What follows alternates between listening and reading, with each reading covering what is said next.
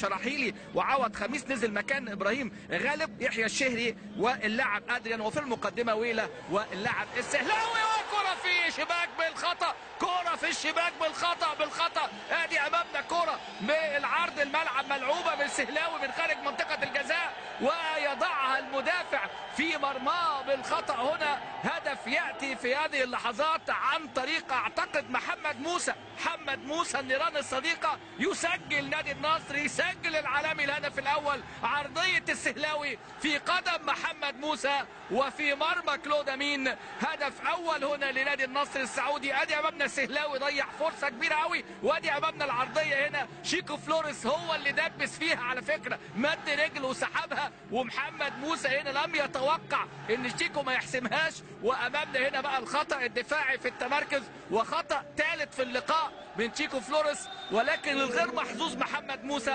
يضعها في مرماه لتكون اول اهداف هذه المباراه في الدقيقه الثانيه بالشوط الثاني.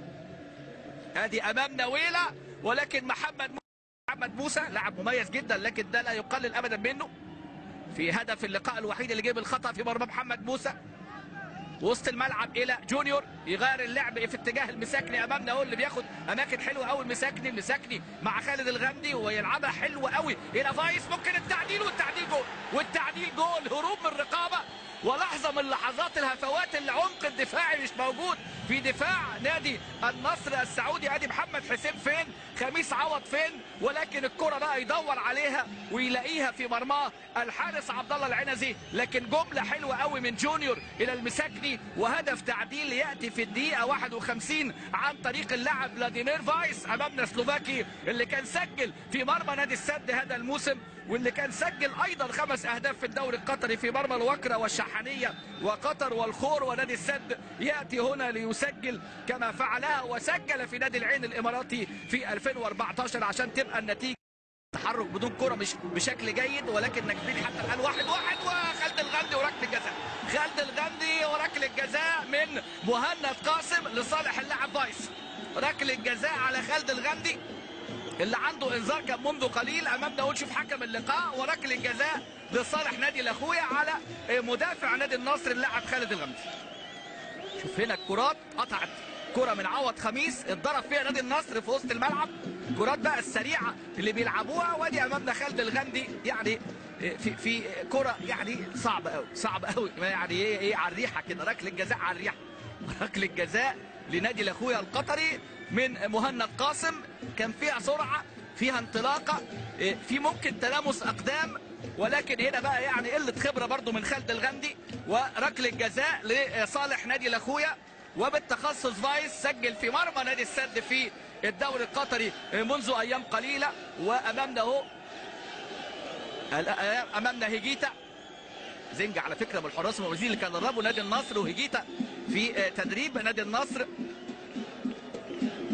حارس الكولومبي الشهير الحقيقه هيجيتا. امامنا هنا بنتابع، لكن دعونا مع عبد الله العنزي وفايس، وركله جزاء لصالح نادي الاخويا القطري، وفايس يمسكها عبد الله العنزي، يمسكها فايس، يضيع ركله جزاء في هذه اللقطه الى حد كبير. فابيان ستوينوف ضيع فرصه بعد نزوله، وادي امامنا فابيان الكره اللي بيلعبها يقطع على طول تشيكو، لكن هنا السهلاوي يخطف وتشيكو فلوريس يبحث عن الكره، وضاغط هنا خالد الغامدي عاملها حلوه قوي، وفرصه هدف، والسهلاوي وركله جزاء، والسهلاوي وركله جزاء، ركله جزاء في هذه الكره وفي هذه اللقطه، وفي انذار. امامنا هو ادي حكم اللقاء، وركله جزاء لصالح نادي النصر العالمي هنا ومهند قاسم. شوف الكره والخطا من نادي الاخويا، كره اتقطعت هنا، وفي الدقيقه 80 امامنا هو حكم اللقاء يحتسب ركله جزاء، وامامنا هو في انذار للاعب خالد مفتاح. شوف الكره اتقطعت منين، والتدخل كان قوي قوي من فابيان،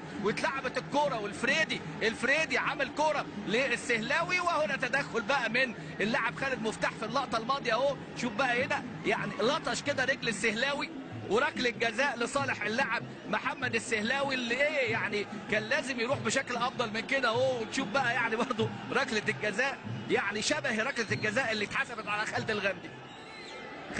ركله جزاء عليه لفايس، وفايس ضيعها في الدقيقه 63، وركله الجزاء على خالد مفتاح من نفس النوعيه برضه اللي هي على الريحه كده، ولكن يعني هي ركله جزاء وانذار لخالد مفتاح.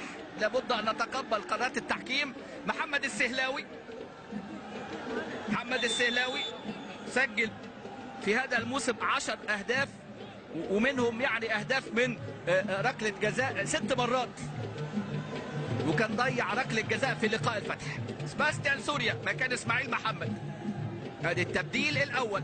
هينزل سباستيان سوريا مكان اسماعيل محمد. امامنا هنا التبديل اللي بيتم في الدقيقه 81 مع ركله الجزاء. 1-1 النتيجه، لكن نذكر بان فايس ضيع ركله جزاء في الدقيقه 63 من عمر اللقاء، تصدى ليها عبد الله العنزي. عبد الله العنزي لا يستطيع ان يتابع محمد السهلاوي وكلود امين. هل ينجح كلود امين في التصدي لكرة السهلاوي؟ مفيش حد احسن من حد، مفيش حد احسن من حد، وركله جزاء ضايعه من اللاعب محمد السهلاوي.